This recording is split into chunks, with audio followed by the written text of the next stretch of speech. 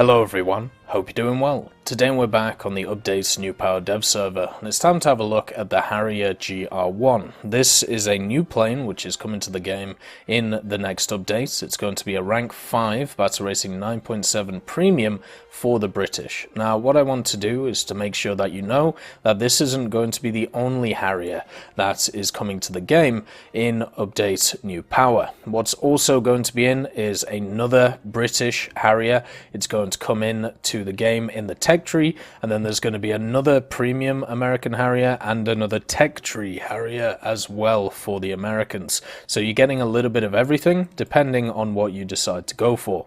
This Harrier for the British is the GR1, and what it has access to is some pretty nice weaponry. Two 30mm Aiden Mark IVs, which have 400 rounds of ammunition, 200 apiece, which is always lovely to see. And also, when it comes to its engine, the Rolls-Royce Pegasus Mark 101 has a lot of thrust behind it, 8,620. Doesn't have an afterburner, but still works incredibly well, especially for a VTOL aircraft. Fuel tanks, of course, all over the place. Got to make sure that that thing is not as thirsty. And then when it comes to the armor, there is no armor modeled on it right now, but I've got a feeling that's going to change going forward for the vehicle. There must be a little bit of armor on this at some point, probably here with some bulletproof glass or something similar. And when we have a look at the modifications, since this is a premium one, you get all the modifications for free, but it does give us an insight in some of the weaponry that it has, because the GR1 is going to live and die by how you use the weaponry. It has SRAMs, which are known as some of the most maneuverable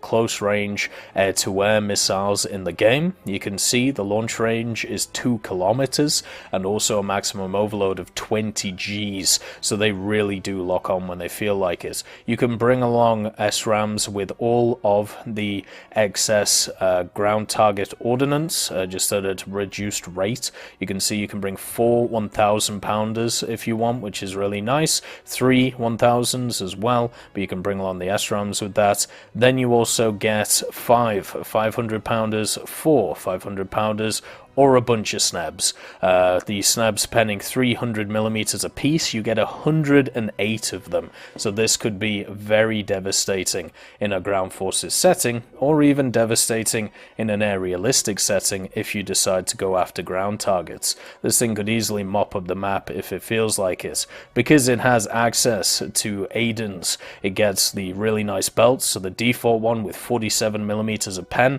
really works well against ground targets. The HEFI and HEIT as well for air targets, and the ground targets with a bit more AP, and then stealth without the tracer. Works incredibly well for it. So this is, at least in War Thunder, the first VTOL aircraft that we have seen. Whether there's going to be more which are outside of the Harriers is obviously a different question. We'll have to see.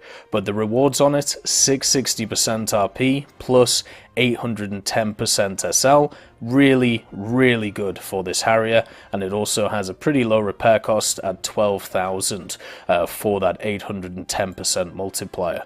So just to show you what it's like when it comes to the VTOL stuff, we'll just take the SRAMs because I don't really feel like rocketing or bombing anything. We'll show you what the HMS Ark Royal looks like, and also how the VTOL works. It's a pretty simple system, works very similarly to how you deal with helicopters, and basically you can see, well actually let's just show the Catapult Launch. So this is just the normal launch that the Harrier has.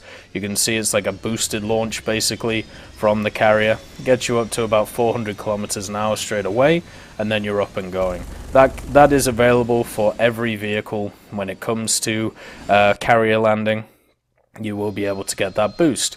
But basically, the way that the VTOL stuff works is if you go to your controls, and then you go to vector, you have thrust vector, lift engines, and nozzle control axis. And then you have relative control, up and down is what I've set it to, and you can set everything else as well when it comes to the general thing. You can also set a hover height, very similar to how you do helicopters, but you can see the nozzles of the engines. If I hit the controls, there you go, it goes down and it goes up. it's pretty simple, you know, across the board how it all works. So if I just want to go straight up with it, we would do thrust, you know, let's say 70%, and it will eventually let us take off. Let's go for war emergency power, and then you could set hover mode so it could sit here, or you could control it as you go. And yeah, this puts you in a position where you are hovering and you are relaxing. If you do this for too long, your engines will overheat, so you do have to be careful of that. And also you got to be careful of your altitude as well, making sure that you get yourself in a position where you want. Now the key to this is going to be how people change from going upwards and then setting up to go forwards. There is like kind of a click that happens with the machine right there, where it goes from, let's say, vertical mode to horizontal mode, and then you are just off your way and going. It's pretty much as simple as that, you know, it's nothing crazy. It works really well for the Harrier, and it's a simple system, and I think simple systems which work well are the best in the business. The cockpit isn't here yet for the Harrier. I'm sure it will be at some point. This one is going to be a GE premium when it's added, so make sure to understand that. And with the ability to have SRAMs on it, means that it's always going to be deadly in a dogfight if you let it be. You can see some of the new clouds which are around, which are pretty cool, and then you can also see how ridiculous some of the SRAMs are. This might be a little bit too close for the liking of that, so let's just set up behind it and go there. For the MiG-15 BIS, you can also see the new textures or the new graphics when it comes to, you know, machines. So we've locked him, let's just do that, and you can see how crazy the SRAMs are when it comes to their maneuverability. And there is the MiG-15 BIS dead. The engine does get a little bit hot when it comes to this machine. It doesn't always like existing, so you've got to be careful of that when using war emergency power, but it does have good maneuverability on it. It is able to push around the sky at 9.7, so I'm very, very happy about that. And then if you want to switch back to the mode, I suppose the best way to do it is to go thrust vector this, and then try and, you know, slow down the machine. And then maybe you just put the thrust here, and then it will just slow it down quickly with the extended air brake, I suppose, of the engines working with you.